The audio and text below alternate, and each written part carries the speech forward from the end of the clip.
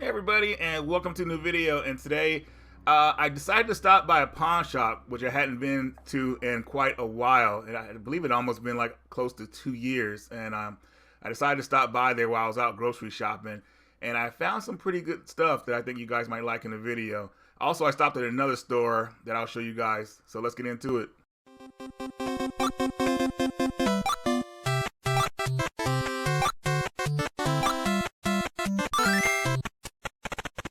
Alright, so real fast, as I got to the pawn shop, I asked the lady how much the PS3, Xbox games were going to cost, and she said they were $1 a piece. So I pretty much like flipped out when I heard that, and I looked through the section and I grabbed some stuff.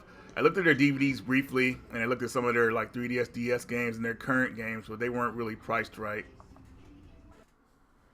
Now this is the antique mall years ago that I found that Ill Bleed for $10 at, and that Ring for Dreamcast. So I decided to go back in here and do some shopping, but unfortunately, I read a sign saying they were closing down.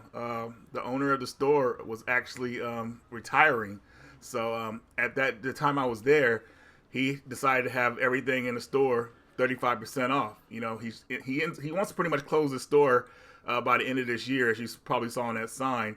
So I was looking around. He has some pretty cool games, some rare stuff that I've been looking at, but he had them overpriced. So I always like, I don't know yet. So even though I looked at the section briefly, I went to the DVD section, Blu-ray section, kind of to see if I could see any like cheap games stacked up in there on accident, but I didn't. And looking at the DVD section, I did not want to start collecting too many DVDs or Blu-rays because they become a lot of clutter.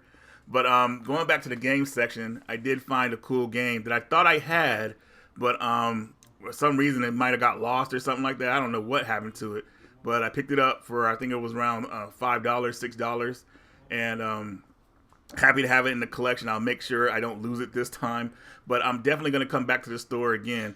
So right now we're going to take a look at the games that I was able to get from both stores.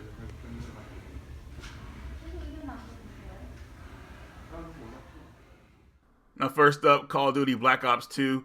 Yes, I have played this game before. I played it on 360. I never played it on PS3, and I never owned it for PS3.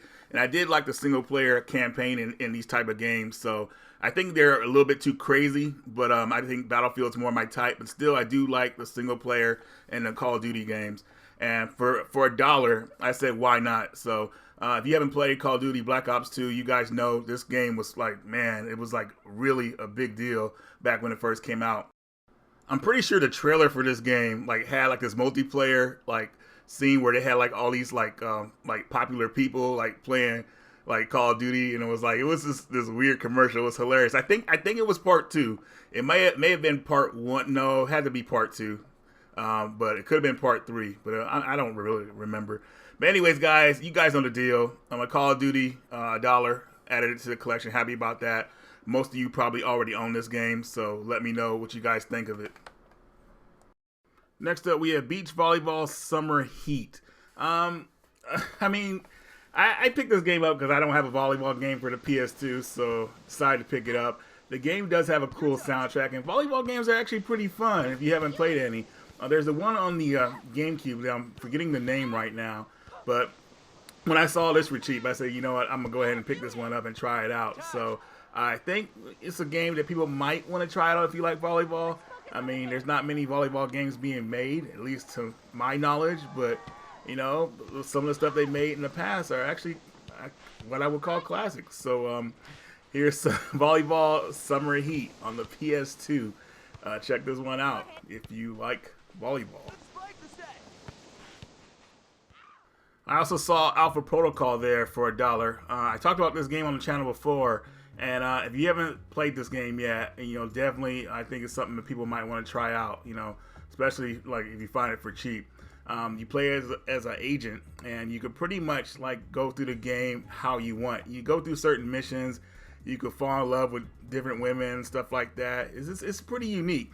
I felt Sega did a good job on this game, but the game went under the radar, unfortunately. So for those of you that have played it, let me know what you think about it in the comments. And those of you that haven't played it, you know, let me know if you decide to pick this one up. I think it's worth it, especially if you could find it under $5. Next up, we have Epic Mickey 2, The Power of 2.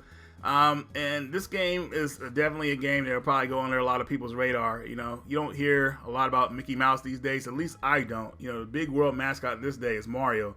I mean, it seems like a lot of the people have forgotten about Mickey Mouse. It's just mostly a new generation. But if you want to take a chance on this game, I definitely think it's worth it, especially if you find this game for cheap. It's a lot of fun. Definitely better than the first game that was on the Nintendo Wii. And there's also a 3DS game that's a side-scrolling platformer, but definitely I think this is one people should try out. And next up, we have Dead Rising 2, Off the Record. I love the Dead Rising games. I really like Part 4, even though people heckle that game a lot for some reason. But Off the Record is a cool game, but it's also pretty sad because it gives you an alternate take on Chuck Green's character if his daughter actually dies. And when you see Chuck in this one, I mean, he's just all messed up, and it's just like, dude, you just feel really bad. Chuck is actually my favorite character in the series. I mean, I feel like he's the character I can relate to, and just to see him all like just crazy in this game, it's just all messed up. But found this for $1, definitely worth it. The Dead Rising games don't seem like they're. Hopefully they continue the series. I mean, Part 4 I think is awesome, but a lot of people were upset with it. But if it gets started again, hopefully they'll make it more to I guess the crowd's liking. I guess add the timer back, even though I don't like the timer. But anyways, for $1, definitely worth my time, and I definitely think it's worth yours. So check out Dead Rising 2 Off the Record, PS3 or Xbox. I almost said PS2. All right, next up is Bulletstorm Limited Edition. Bulletstorm is fun as hell. I couldn't believe I passed this game up over the years. This game is really cool, and I don't really hear a lot of people talking about it. I think it went under the radar. You know, the gaming market always seems like it's saturated, so there's no time. It doesn't seem like there's a really good time to put certain games out. But but this one came out. I feel like no one really talked about it, but this game is freaking awesome, and so awesome that they decided to remaster it for the PS4. And I think there's also making a Switch version that has Duke Nukem in it, or is that already out? I'm not really sure. But if you haven't played this game, definitely give it a chance. Let me know in the comments what you guys think of it. I'm excited to kind of get into this game finally. I feel like I'm already going to like it, so I'm going to try to beat the PS3 version. And if I want more, I'm definitely going to get the PS4 version of the game. But can somebody in the comments let me know if the Switch version is getting that Duke Nukem content exclusively? I'm not sure if they are. I hope they aren't, because I would love to see that on the PS4 to play that version of the game where Duke Nukem is the main guy.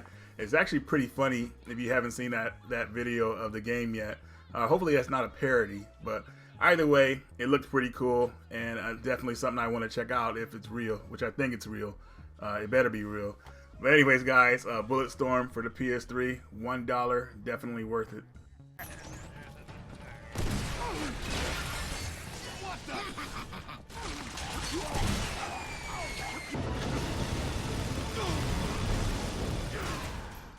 And next up, we have Never Dead for the PS3.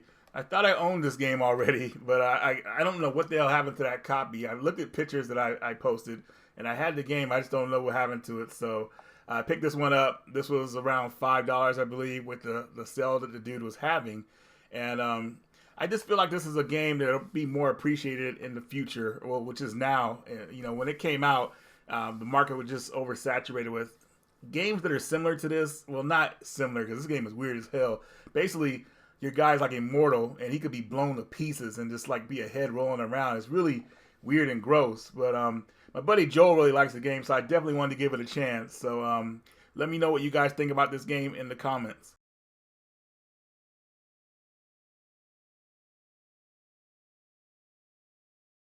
Now here's Danger Girl for the PS1.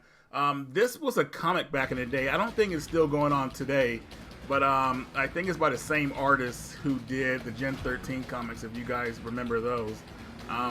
So anyways, getting into the game, it kind of plays like a mix of Tomb Raider with an aiming system, and another game I can't think of right now, but you play as these three spies, well, I would say two spies you could play as, these women, and I don't know, you're trying to rescue somebody or something like that. I don't know the main lore of the series, but it seemed okay. It was a bit clunky, but a lot of PS games like this were clunky back in the day. So if you're used to those type of controls, though, I mean, it definitely might be something pretty cool.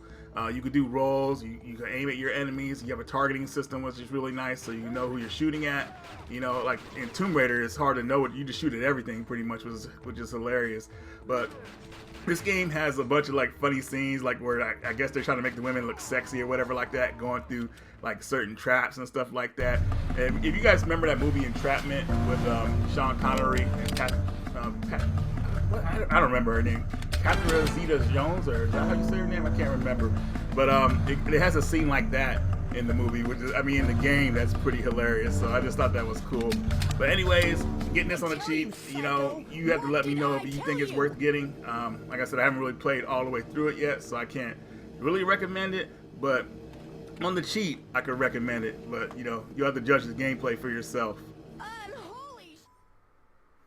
Alright, so I picked up Final Fantasy VII. This was $5 at the pawn shop. It was just sitting there with a bunch of other random games. I was hoping this was going to be the misprint version, but it was actually a regular version. But I still picked it up anyway for $5. I said, why not? You know, video game rescue or whatnot. If you haven't played Final Fantasy VII yet, I mean, you've been living under a rock or whatever like that. So it's definitely a game that's well known. I'm actually in the process of going back and playing this game, but I'm playing it on the Switch, actually, the remastered version, which is really nice. It has a lot of features you can use to kind of speed the game up and like not make it so grindy, which is cool. But Final Fantasy VII on the PS1, getting this on the cheap was really nice. Let me know. Well, you guys better like this game. But, you know, actually going back and looking at this game, Final Fantasy VII had a lot of problems. You know, it feels like it was rushed. I hated the ending. I thought the ending was this BS, and I just feel like, well, I shouldn't go all the way into this, guys. Judge it for yourself. Final Fantasy VII, worth $5. Hell yeah.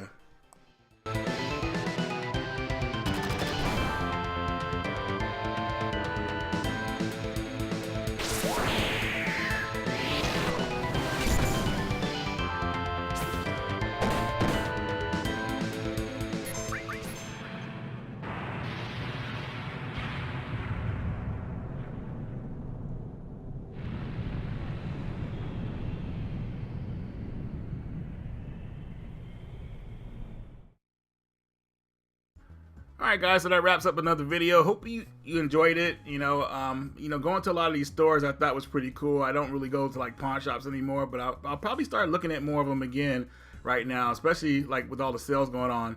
But that's all I got for you guys. Radical Reggie, and I will see you all later.